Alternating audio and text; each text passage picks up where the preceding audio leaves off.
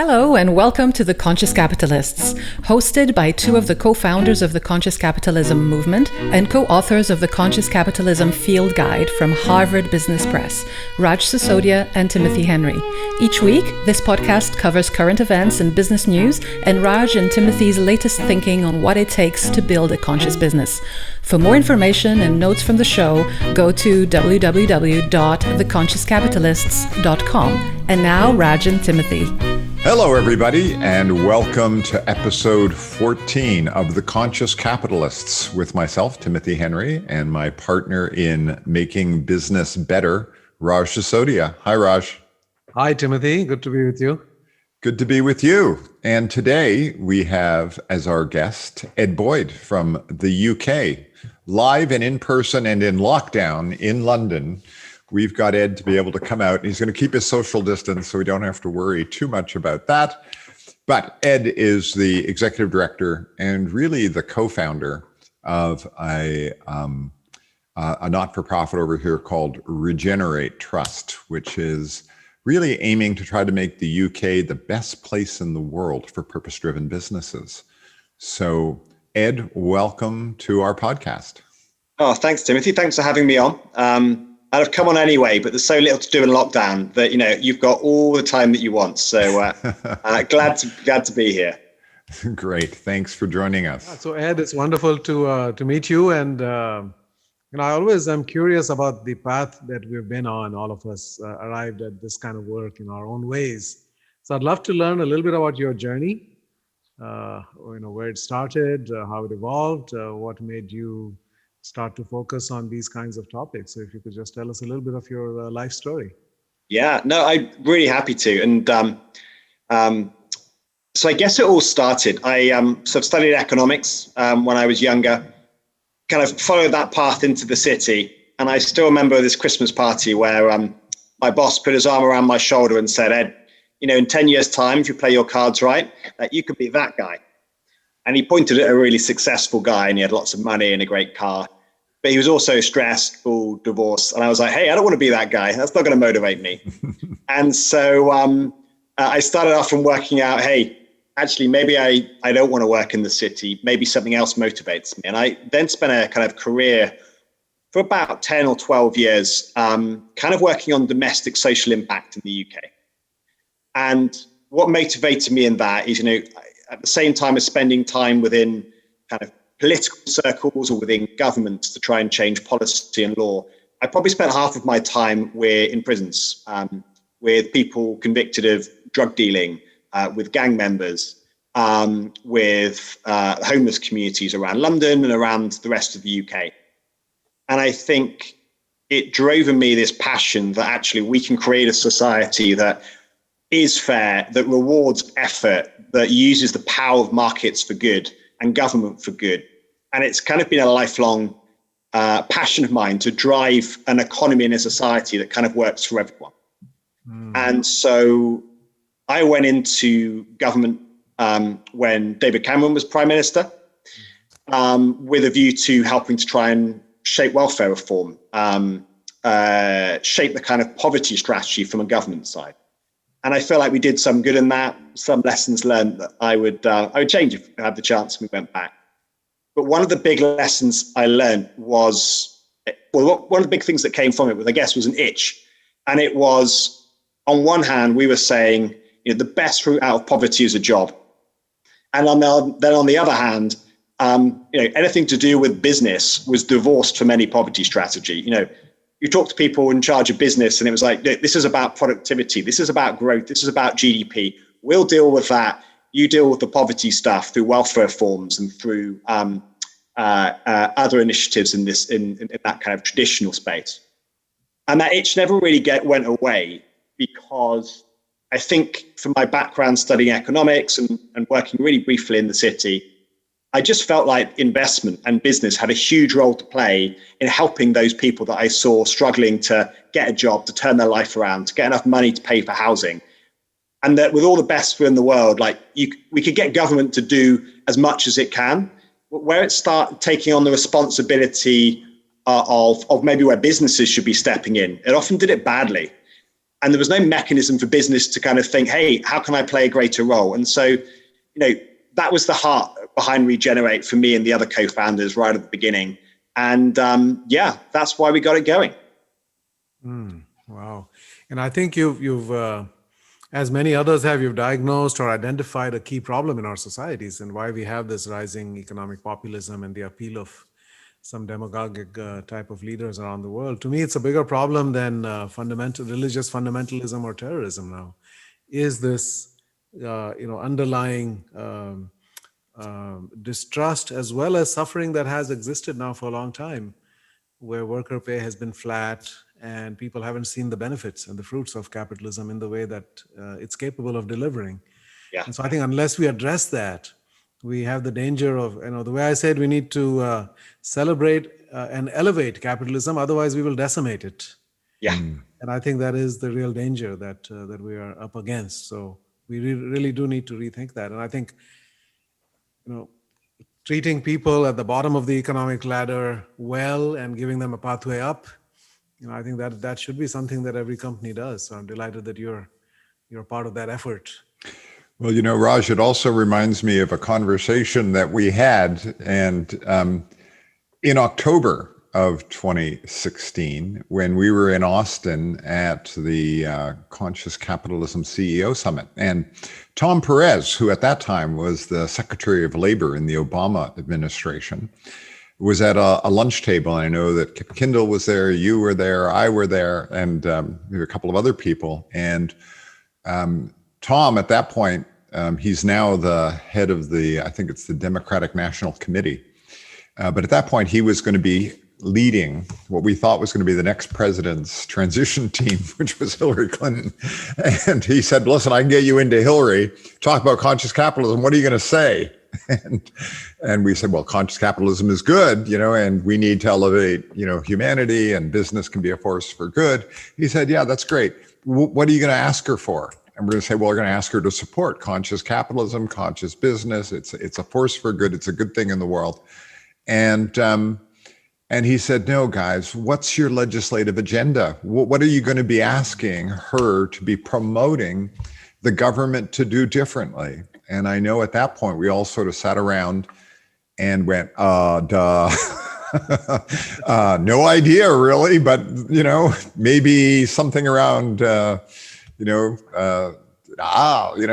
it was one of those aha moments. And I think, Ed, that's where you're trying to step in here and sort of say, hey, listen, there is an opportunity for us to be thinking about what's the ecosystem that needs to be in place to get the best out of capitalism. And that means talking with civil society. It means working with the government. It means reaching out to others as a part of that broader capitalist ecosystem. Yeah. And I think part of that was governments often have this lens because, you vote in a government. They want people to like them because they get more votes if they do. And so I think over the last couple of decades, they are more likely to say, yes, we will take on this responsibility, when often, it's a responsibility that maybe businesses, maybe charities, maybe individuals should be holding. So increasingly, they soak up a lot of that responsibility that should be spread out across different actors in that ecosystem. And one of the things, wouldn't mention Hillary's emails when I spoke to her, I'd mention about this topic. That I'd focus on would be sometimes government needs to focus on, here's a problem. What is it that we can do to help business solve this problem as much as what can we do directly to solve it? And just to give an example of that, in the UK, there's an issue with low productivity and stagnating pay for those in entry-level jobs and lack of progression. And so the traditional government response, or the campaigns that kind of go to government, there's some merit in them, but is often to say, hey, how can we top up welfare payments for those in work, such that if you're in that kind of job, government can subsidize your wages so you could feed your family, get a roof over your head. There is far more focus on that than there is on, hey, how can we help businesses invest in staff such that they are more productive, such that they can pay them more money, such that we don't need that government input to make sure they've got enough to get by, but actually they progress out of entry-level jobs into advanced ones. And I think that's where conversations need to be matured with leaders is, hey, what is your theory about the problems you're trying to solve and the role you feel business has in tackling them? Because at the moment, that conversation's not really being had enough. Well, I like the fact that you've picked one particular angle on this, which is purpose-driven businesses, and maybe say a little bit about that, because clearly, our first pillar of conscious capitalism is around purpose. Businesses have a higher purpose, and it goes beyond just making money. And so I'm curious, how did you and Regenerate get to this point that's saying, okay, that's going to be the lever point that we're going to use to elevate this ecosystem to have a greater impact? Yeah, great question. To be honest, to start with, it was a focus on thinking about, Clive, who I met in a homeless shelter, or people I met in prisons, and thinking, there are big social issues here that we're facing in the UK and around the rest of the world. You look at climate issues, and they're no smaller than our social issues. And it was a really simple calculation. We just need the power of everyone to be pulling around tackling the social and environmental issues. And we need a bit more from business. And so my starting point was, coming far too much probably from a government hat, was like, right, how can we force people to do something they don't want to do? Mm-hmm. And the amazing thing is we talked to a load of businesses. This was founded by a mixture of myself and then entrepreneurs and senior business leaders in the UK who are passionate about this purpose-driven business agenda. And their hunch was actually, there is the demand within business to go beyond just employing people, which is good by itself, paying taxes, to do more to tackle these social and environmental issues. Because, what are businesses? They're just collections of people who are as passionate about these topics as you or I a lot of the time. And so we nailed down on kind of purpose-driven businesses, because we found that actually at the heart, there were so many businesses in the UK that maybe not because of the system, but despite it, we're saying, hey, we've got a purpose beyond making money, and we think we can do good in terms of those social and environmental issues. And I guess the final nail in the coffin, as it were, to say, hey, this is the agenda to pursue, was we did a lot of research, and we looked at every study that anyone's ever done on purpose-driven businesses or businesses trying to do good, or however they were framed. And the evidence is so clear that if you act in that way, you are more likely to make money over the longer term. You're more likely to have a sustainable business. And so whether you're looking at it from a shareholder perspective or these wider stakeholders that we're talking about in society, it just makes sense. You've got business leaders wanting it to happen. You've got big problems that need tackling. And also, something we haven't mentioned, you've got the public so on board with this agenda. They want to work for these companies. They want to buy from them, and they want to invest in them. So if I'm honest, it feels like this is the way that business is going and will naturally go, because all the forces are heading in that direction. Our job isn't to make that happen. Our job is to try and speed that up, because the quicker it happens, the more good will be done, and the better the business environment and the stronger the business environment will be. I love it. Now, you've just come out with a white paper, and the white paper sort of tries to tackle what's getting in the way. In fact, the title of it is What is Holding a Purpose-Driven Business Back? So I'm curious, tell me a little bit about how we got to that title and to that white paper. Yeah. So our previous research showed, hey, there was so much demand for purpose-driven businesses from the business leaders, from consumers, from employees, from investors. And we knew of a load of companies that were acting in this kind of way and have really inspired us. But there's also lots that aren't, but have that intention to be like that. And we had a question, which is, well, given everything is heading in this direction, why is the agenda not moving faster? Why are more companies not acting in a purpose-driven way? And what we found was actually those who were doing good and going beyond the basics were doing so despite the system around them, and often had to push a lot of boulders uphill to make it work. And there were 4 areas we identified in our research, and they're really simple. First is, it's actually quite difficult to identify a purpose-driven company versus one that's purpose washing. Second area is it's actually quite difficult for lots of them to demonstrate that they are having that positive social and environmental impact. Thirdly, it can be tricky for them to set up legally in a way that ensures that their purpose is protected.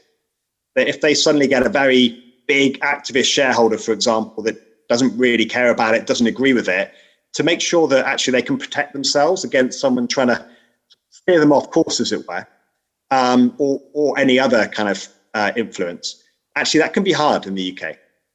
And finally, we found that it can be tricky when a company needs it to get sufficient investment that is aligned to its purpose and remains aligned to its purpose, both in terms of the type of investment it is and also the timelines with which those investors are looking to seek a return if it's a long-term play. I love that first question of, how do you know a company is purposeful and versus purpose washing? And, I'm curious, maybe go through each one of these in a little more detail, but maybe start with that one. What did you find when you dug into that? So we did some polling with a group called B-Lab UK. In the B-Lab, UK. that's our friends at B-Lab and B Corps and things. Yes, go ahead. Yeah. We're big fans of. And there was a striking finding in that, asking the public, do you find it easy or difficult to tell apart someone who is generally purpose-driven, trying to make the world a better place, and someone who's just saying it for reasons of marketing or branding? It's just not connected with who they are as an organization. And only 1 in 10 said they found it very or fairly easy to identify one from the other. This we can then couple with a load of studies that show that employees and consumers want to buy from and work for purpose-driven companies. I won't go into the details now, but safe to say they are often prepared to pay more. They are often more loyal. They are often more likely to tell their friends to buy from a company that they think is really ethical in the way that it's behaving. Equally, employees are more likely to stay for longer, often sometimes accept lower pay if they think this company has a purpose and a mission and I'm behind it and I get to be part of it and it's genuine. Now, all of that is fantastic. But if it's difficult to identify who those companies are, a lot of that benefit from consumers, employers, and we won't get onto investment yet, is muted.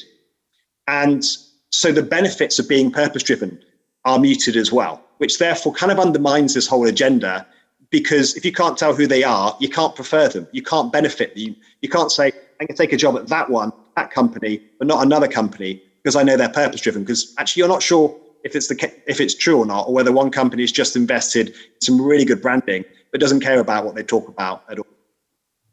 Yeah, I think that's really important. I mean, one of the things that Raj and I sometimes debate is, like somebody comes up with a purpose. Now, first of all, how do you know it's a good one?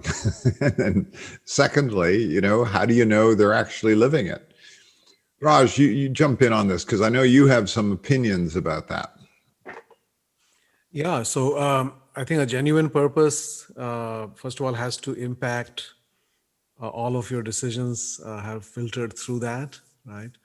It has to, the framing that I use nowadays is that every great purpose is a healing purpose at some level. It reduces suffering in some dimensions, it brings more joy into the world, and then it has certain characteristics. So we have a way of looking at somebody's purpose and seeing how real it is and what kind of impact it can have. So are you simply looking at it from the lens of how do we identify and sort of almost give an assessment or evaluation of companies, or is it also helping companies figure out how to make their purpose more real, more tangible? Well, first, on the working out if they're real and tangible, I got some great advice from a guy called John Elkington, who coined the term triple bottom line. And I was spouting on about, it's all about them having a purpose, and that's where it leads. You need a company with a purpose. And he kindly reminded me that the mafia has a purpose, but we might not think it's a positive one for society or the environment. And that the nature of the purpose is so important. And so, the work we've done to date, we're pretty new. It's simply to speed to set out, hey, what do we mean by purpose? Similar to you, it affects everything. It's in their DNA, and it's positive towards both the society and environment. And there's technical work about what that means, but at a high level, that's kind of how we see it.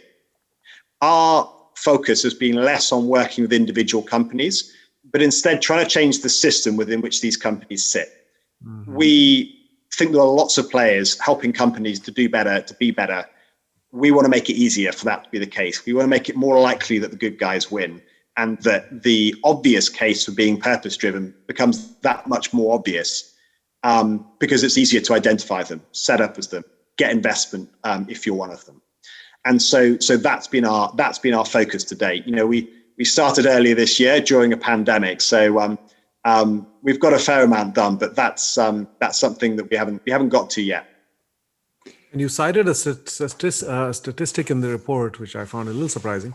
44% of companies are thinking about their business in terms of purpose, but about 44% are still thinking about it in terms of shareholder value maximization. Is that accurate?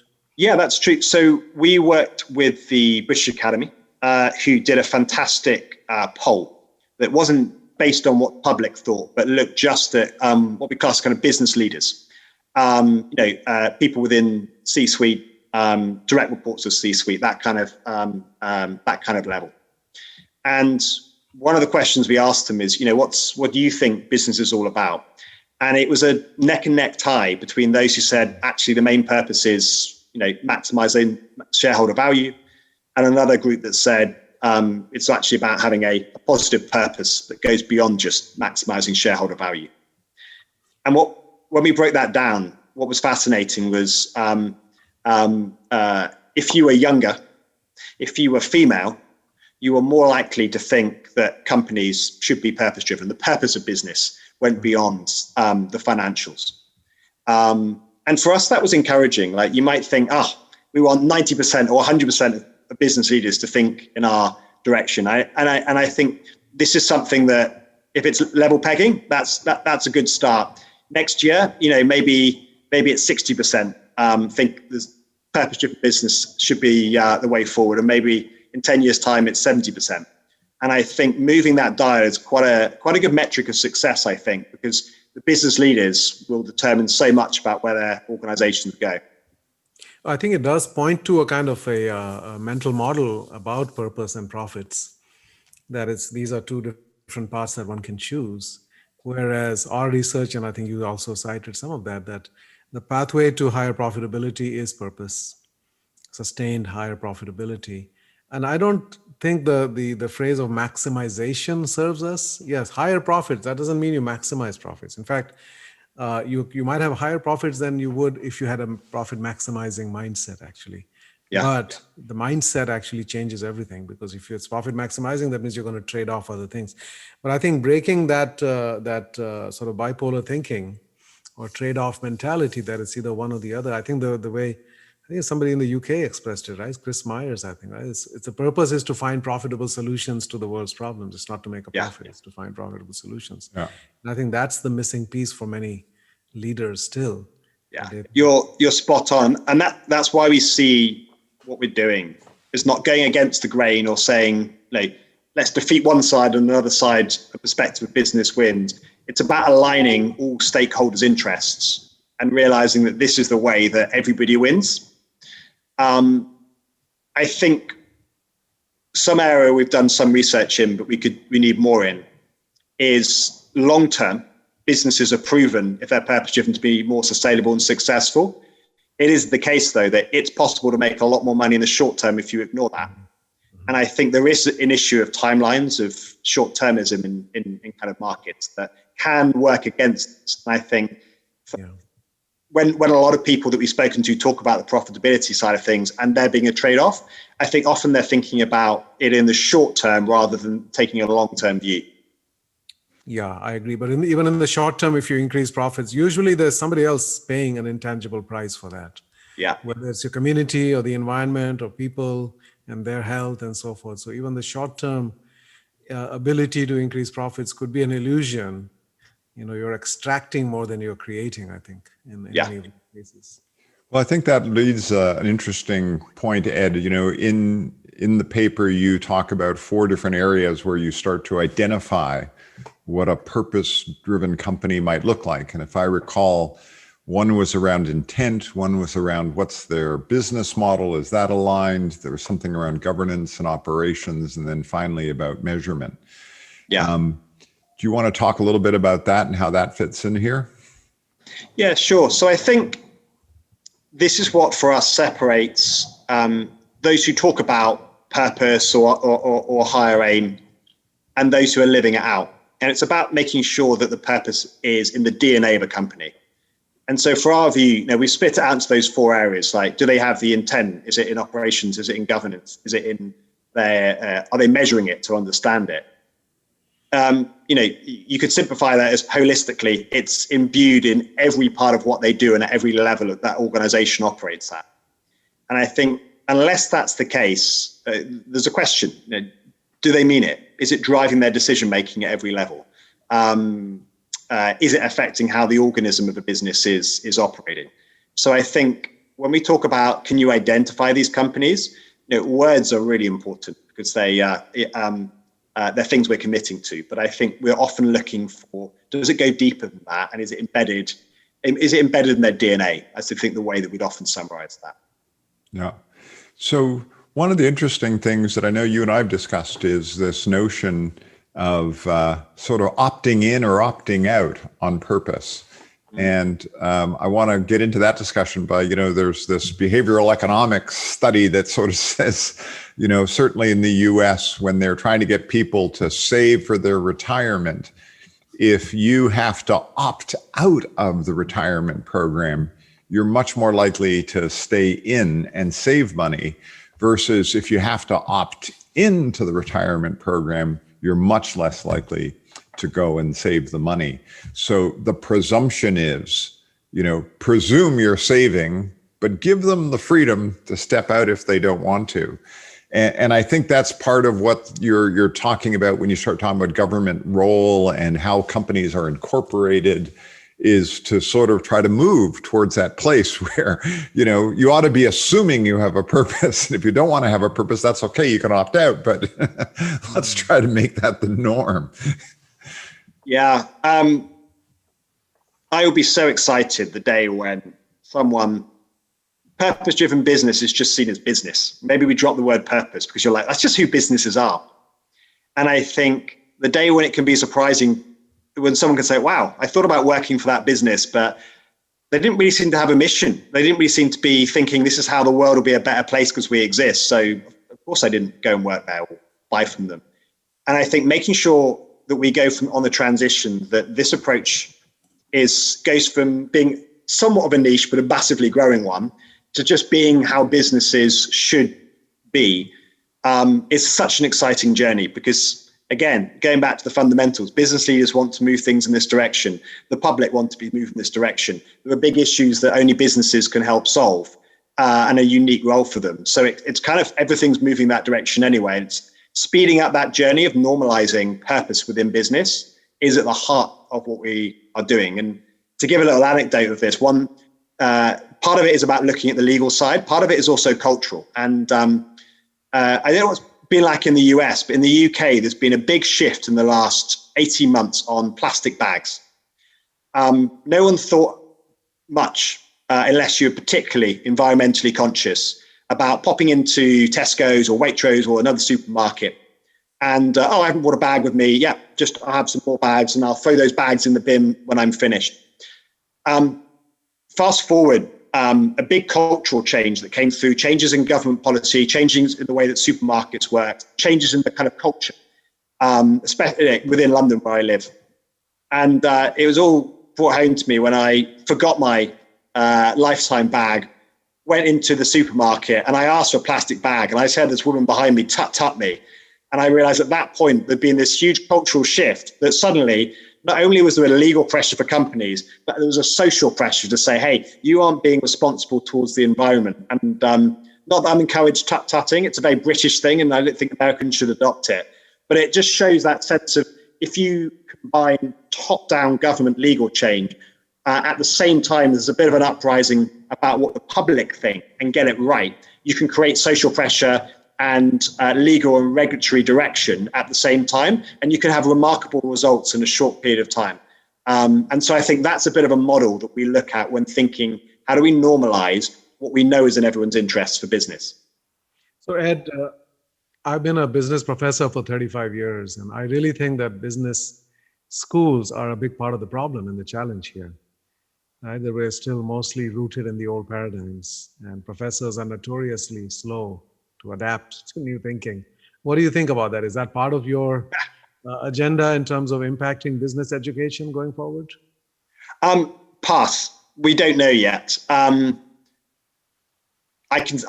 totally see that. There's also been a number of business schools in the UK who've been, frankly, super helpful for what we're trying to set up.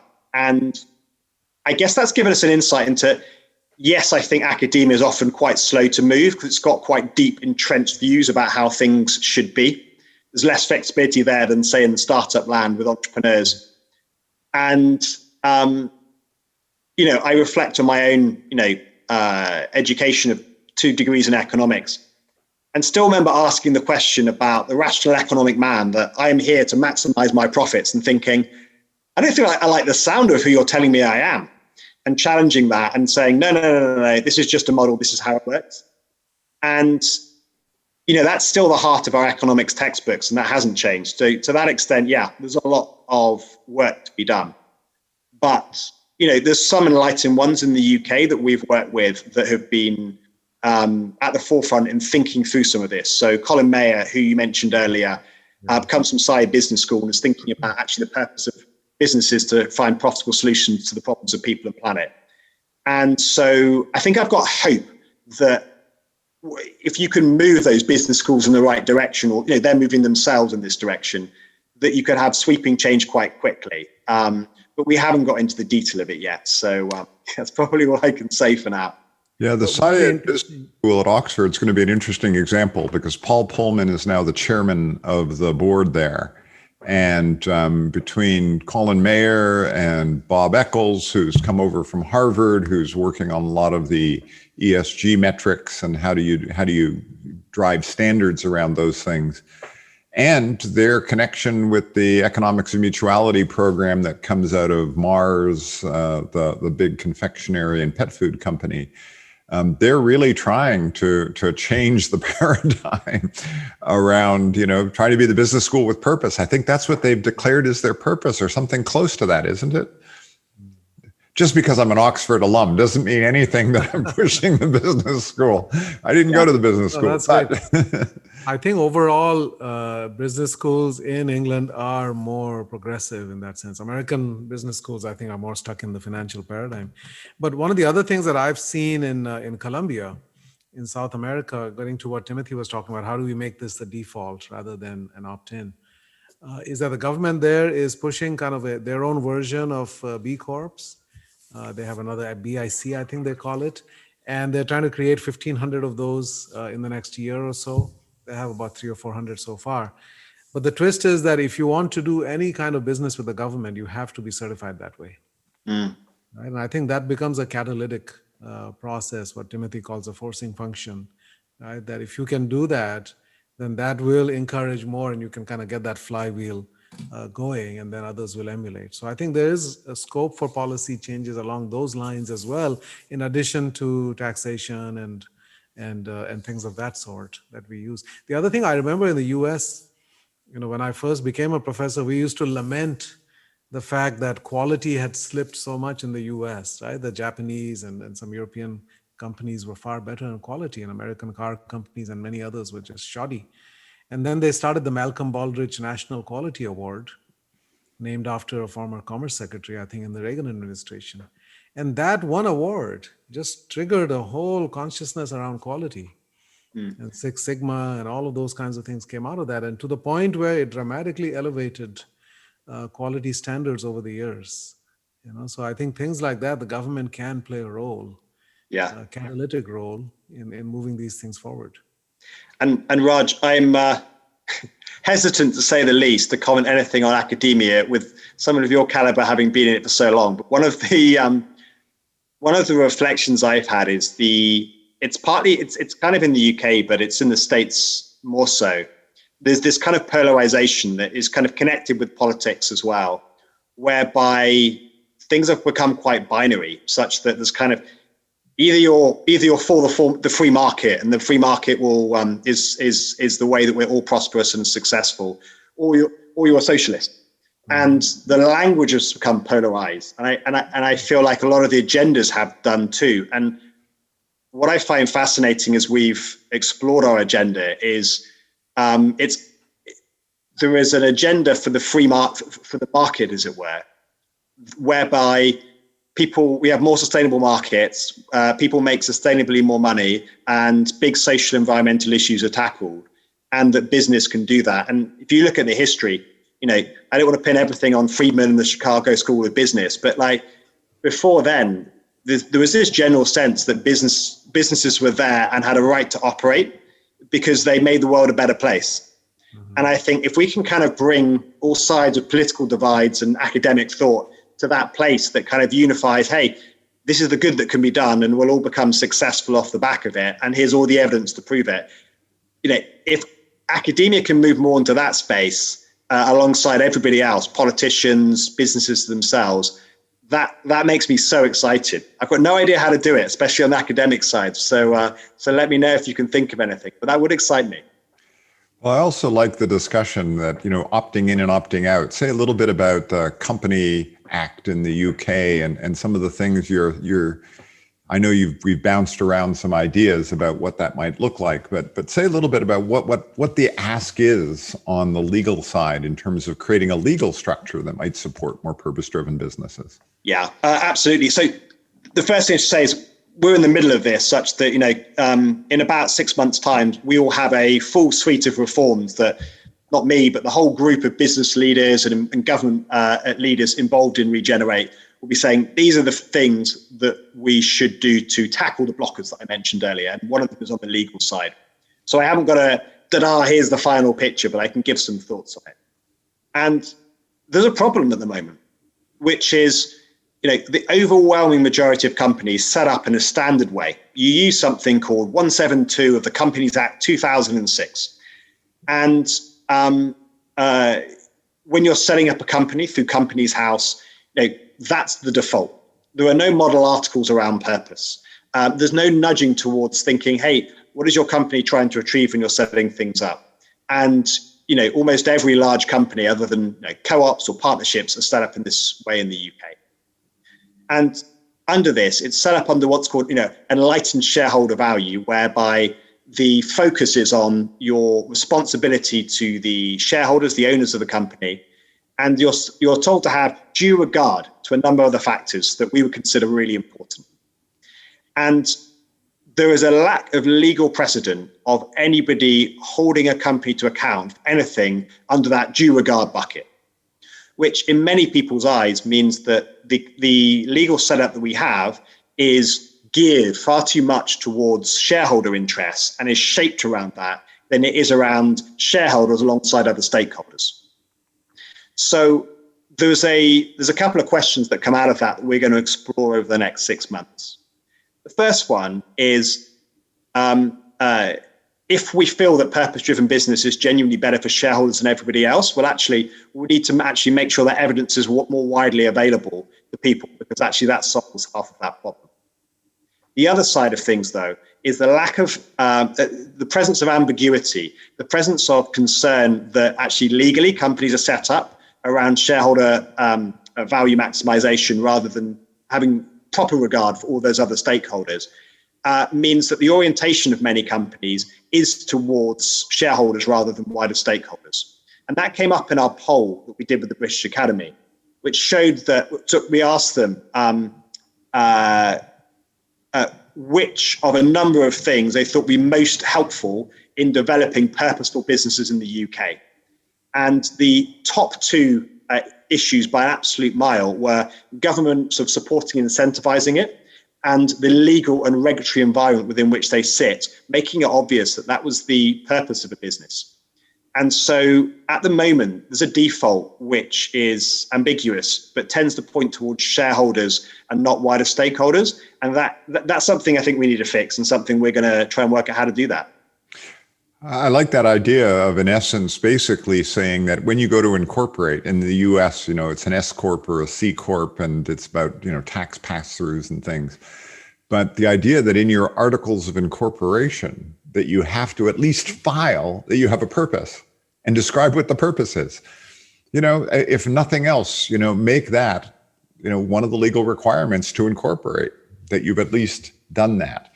And then if they want to opt out and decide not to do that, then let them do that. But make that the expectation that when you fill in your application for incorporation, you're asking them to put that in and describe it. Yeah. That kind of used to be originally corporations always did have a charter and a purpose, right? They were in a way chartered by the state to accomplish certain specific things. So I think we need to go back to a version of that. It became purely about commercial outcomes. But one of the other reforms I think is exciting, which looks like it may be moving forward, is the idea of a long-term stock exchange, which has been approved in the US by the SEC, LTSE. And it has several different factors within it, but one of the key ones is that your voting rights as a shareholder depend on how long you've held the shares. So if you buy today, tomorrow, you really can't influence the direction of that company, which actually happens a lot. Activist investors will take a position and then threaten to, or actually issue proxies to actually change the board composition or change the strategy, etc. And I think that kind of reform would go a long way. Is there any version of that that's being contemplated in the UK? No, but I'm totally going to steal that and look at that for the UK because I love the sound of that. There's been the social stock exchange. There's been attempts at similar stuff that, if I'm honest, they didn't quite land and get the momentum they needed to be significant things. This is an area that I think one of our underlying thoughts on is we think that this agenda makes sense for everybody. And therefore, what we are minded to do is to find reforms like that, which is why I quite like it, that nudge and incentivize this kind of behavior rather than demand it or force it. Yeah. The reason being, we think, given it's in everyone's favor, actually, if you give people the education and the information, this is the direction things will go. And so I like the idea of, hey, here is an option for long-term stock exchanges. Would you like to list on that kind of platform rather than another? Rather than saying, right, every company must list in this way, every company must set up in that way.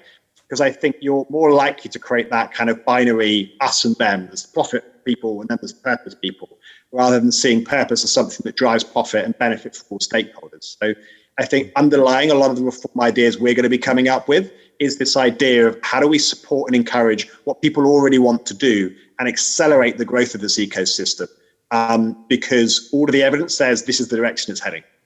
So when you say that, I guess it sort of also brings up the money, right? Follow the money. And you said one of the blockers is the quote unquote capital available to purpose-driven businesses. Say a little bit more about that blocker and what you've uncovered there. Yeah, so this is a really interesting one that we've just scratched the surface of, really. You've got two pots. You've got mainstream finance, and then you've got specific sort of social impact investing or environmental impact investing pots. And we did some digging and found some new data which showed that they aren't equal pots. The impact investing pot is about 1%, and the mainstream investment is about 99%. So it's not nearly as big. And when talking with entrepreneurs, especially, what we heard was early on, you need some of that social investment a lot of the time to have the space, the encouragement and the support to have a proof of concept that your purpose-driven approach can work. And that once you've done that, actually mainstream finance can often be the best way to go because there's so much more of it. You're more likely to have at every stage of your growth what you need in order to grow and to therefore positively impact as many people as you want.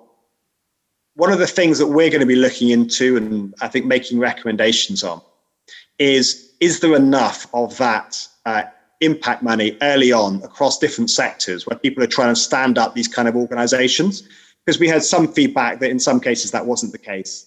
And how that should react with the mainstream markets, because I think there's also something about education and reforms within that mainstream market that are necessary to make sure that this kind of purpose-driven agenda doesn't become this niche that can only be funded in a certain way and is only interesting to a certain group of people. Because ultimately, if we're going to normalize this, then it's got to be taken on by everybody. And I think if you look at the data around it, the expectation, the hope is that's what will happen. And what about for the larger businesses and the dynamics that are going on there? What have you observed in that space? This is our least worked through space, to be honest with you, because as you start to map all of the different influences, we did a systems map of all of the different influences on a FTSE 100 or FTSE 250 business, and often things are simplified, saying, hey, it's the asset owners, it's the pension holders, or it's someone in that system who's the problem, and we need to demand that they change the way that they do things. And what our initial analysis revealed is the sheer complexity of that system means that there's not one actor for whom there was a huge responsibility to change things to proper purpose-driven activity and to facilitate companies being more purpose-driven. Actually, it's a systems issue that needs to be looked at from that perspective. So being honest with you, with our initial analysis, we looked at that and thought, hey, we need a longer runway to work this through, because otherwise we're going to come up with a simplistic answer to a very complex problem that if you get it wrong, it's just going to create more problems down the line. So, do you know what? Have me on in 9 months, 6 months time or something, and I hope we'll have an answer to that, but we don't have one yet. So Ed, I think this discussion about, investors automatically, or not automatically, but certainly leads us into the place of discussing, if you're going to go make an investment, you're going to want to be able to measure, who's good at this, who's not good at that. And I think that was one of your fourth blocker, I think, was around the ability to measure. Yeah. And say a little bit about that.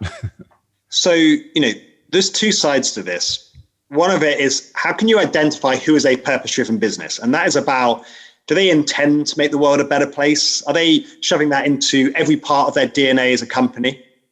And then there's this terrifying bit for, I think, all businesses, which is, like, that's what we're intending to do. Like, have we done, have we made a positive difference? And for a purpose-driven business, that's huge. For consumers, for employers to say, hey, this is a company that I want to get on board with. Intent's one thing. It's really important, and it's different from just focusing on impact. But understand that impact's important too. And just to say, the reason we think identifying intent and finding out the kind of impact of business both need to go hand in hand for us is because impact measurement definitely needs to be improved, but it will never be perfect. And unless we understand who has intent, there's chances for gaming it, such that you can show a good metric but not believe it and be doing terrible things in other areas. And so that's why the two need to go hand in hand. I think it's a really interesting time because on the one hand, there's this whole ESG and metrics happening. And, it's very clear that people are starting to coalesce around a smaller group of ESG metrics. BlackRock came out last couple of weeks ago and said they're launching an initiative to make sure that the various different alphabet soup companies groups that are all out there working on ESG come to some kind of more focused effort on here's some numbers. And they've also called into question what the IBC, the International Business Council, has been doing with the Big Four and saying, hey, listen, we really need you folks to work together to try to figure out how to get this done. And they're putting some money behind it. So I think that you're going to see from the outside these standards emerging around some of the ESG metrics. On the other hand, the internal reporting of what are we actually doing inside the company, and are we executing on those things that we say are important, particularly in regards to purpose, they may or may not match up with some of that external reporting. So I think it's going to be a really interesting sort of journey over the next few years as companies start trying to meet some of these standards that are set from the outside by the ESG world, while at the same time trying to live, specifically inside our company, if we're living our particular purpose, what are those quote unquote leading indicators that are starting to show that we're having an impact? Yeah, totally agree. And I think that we look at it quite simply. There are so many big brains working on how you solve this problem that on one hand, that kind of means we're likely to find a better solution than we currently have. On the other hand, interestingly, it's kind of led to complexity because there's been lots of different people working on impact measurement, which means the really simple questions of, I'm a business, what is the framework I should use? Is not an easy question to answer. Flip it round. If you're an investor, hey, what is the measurement metric that I should be using to identify which companies to invest in? And it's like the Wild West out there because there's so many players. So, one of the examples of where things seem to have gone wrong is, you've had Boohoo in the UK, who recently were found to have kind of modern day slavery issues within their supply chain in terms of the working conditions and the level people were being paid at in the UK. And they were, by a number of ESG ratings agency, given a AA rating. And one of them especially mentioned how excellent they were on labor standards. So it brings into question the robustness of some of what's out there. That, combined with the complexity of there being so many players, I think is part of the problem. And like you said, bringing this all together such that there is consistency, there is continuity, such that we can answer that question easily if a business says, hey, where should I go to measure? And if you're an investor or consumer, you say, hey, how can I tell who's doing good and who's not? When those questions become easy to answer, I think we'll have all done our job. Well, I think you're right. At one level, there's this deep complexity. On the other hand, not to blow our own horn, but, in our book, The Conscious Capitalism Field Guide. Very smooth. In the introduction to part one, we sort of lay out, here's 10 simple questions on purpose. And we designed that for an executive team to sort of look at that and sort of ask themselves, if this was true, on a scale of 1 to 5, score yourself. And then reflect on whether or not this is real for you.